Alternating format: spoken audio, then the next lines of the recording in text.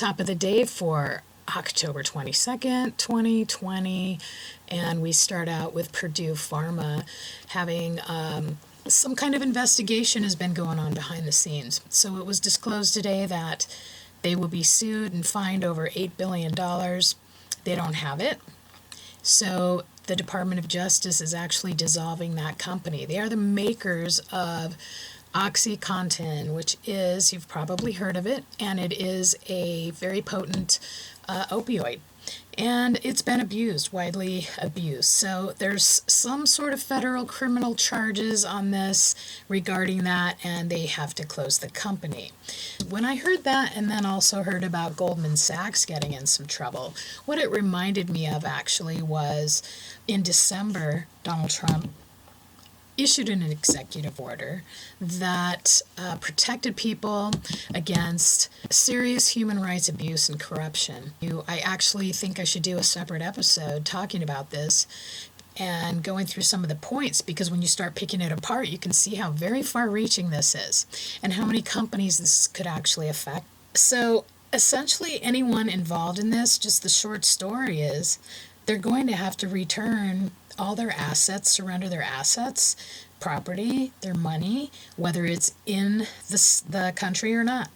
Goldman Sachs is a huge financial company, foreign bribery, and they have to pay over $2.9 billion. There's lots of different countries named, lots of different people, things like, fraudulent stuff and bribery. So in the financial sector, we have trouble too.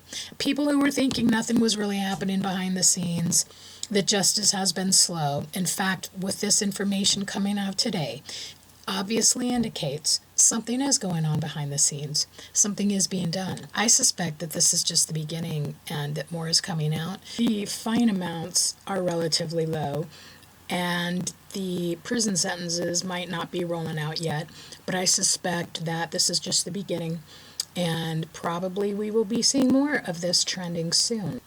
Something that really helped me to kind of put together what was the real current situation of affairs in the world was this stuff coming out about the bidden hard drives. Now, you might think you've heard of everything, but I really encourage you to watch these two videos that give you a great overview from a third-party objective perspective. Mr. Lude is from China. He lives on the mainland, and he is a whistleblower against the Communist Chinese Party, the CCP. What he reveals and puts into perspective is how they've absolutely had an agenda and an idea that they've been working on for a very long time. And China's had enough time to make enough deals with enough business people and politicians to have paid them off, given them money, acquired stocks and positions within companies here. They've bought land, they've bought landmarks, and they own a lot of America, which means what? They have a lot of influence. They're influencing a lot of politicians, and that's what the world is having their eyes opened up to.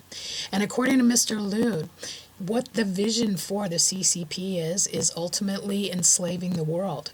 They want globalization. They want to be in charge. They want to buy politicians and people who will make policies and influence them in such a ways that will make things better for the CCP.